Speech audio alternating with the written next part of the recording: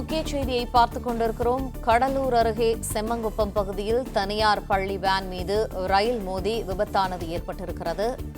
Railway கேட்டை கடக்க முயன்ற பள்ளி வேன் மீது சிதம்பரம் நோக்கி சென்ற ரயில் மோதியதாக முதற்கட்ட தகவல் வெளியாகியிருக்கிறது.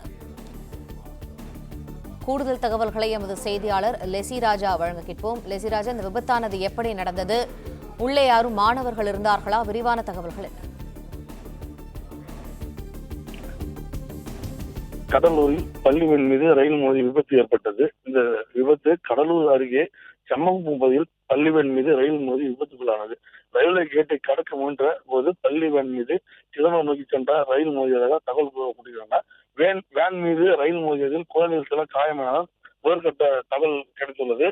அதே போல் 5க்கும் மேற்பட்டவர்கள் உயிரிழந்ததாக கூறப்படுகிறது. அந்த அருகில் உள்ள பொதுமக்கள் அந்த குழந்தைகளை உடனடியாக காப்பாற்றி கடலூர் அரசு மருத்துவமனைக்கு அனுப்பி வைக்கப்பட்டுள்ளன. மேலும் இந்த விபத்துக்கு உண்டான காரணம் என்ன என்று தற்போது விசாரணை மேற்கொண்டுள்ளனர் காவல்துறையினர்.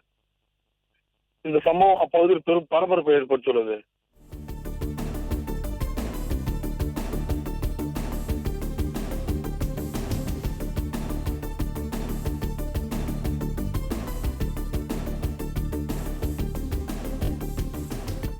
லெசிராஜா, தற்போது அதிலிருந்த மாணவர்களின் நிலையானது என்ன என்ற தகவல் கிடைக்கப்பட்டிருக்கிறதா? விரிவான தகவல்கள் என்ன?